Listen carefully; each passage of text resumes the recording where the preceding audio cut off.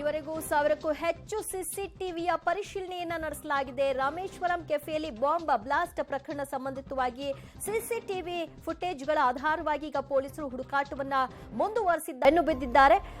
ಇಡೀ ರಾಜ್ಯವನ್ನ ಹುಡುಕಾಟ ನಡೆಸಿದ್ರು ಕೂಡ ಅವನ ಸುಳಿವು ಪತ್ತೆಯಾಗಿಲ್ಲ.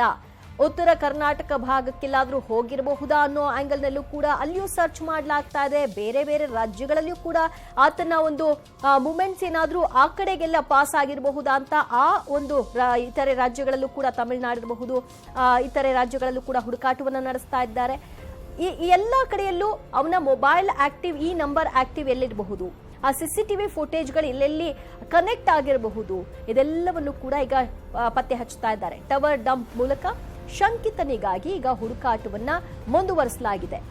ಹಲವು ಕಡೆಗಳಲ್ಲಿ ಆತ ತಲೆಮರೆಸ್ಕೊಳ್ಳೋದು ಗೊತ್ತಾಗಬಾರ್ದು ಅನ್ನುವಂತಹ ನಿಟ್ಟಿನಲ್ಲಿ ಸಿಸಿಟಿವಿ ಫುಟೇಜ್ ಅಲ್ಲಿ ಕ್ಯಾಪ್ಚರ್ ಆಗೋದಿಲ್ಲ ಅನ್ನುವಂತಹ ಒಂದು ಆತನ ಒಂದು ಎಸ್ಟಿಮೇಷನ್ ಅಲ್ಲಿ ಆತ ಕೆಲವು ಕಡೆಯಲ್ಲಿ ಓಡಾಟವನ್ನ ನಡೆಸಿದ್ದಾನೆ. ಬಟ್ ಕೆಲವು ಕಡೆಯಲ್ಲಿ ಆಗ್ಲೇ ಆ ಒಂದು ಸುಳಿವು ಪತ್ತೆಯಾಗಿದೆ.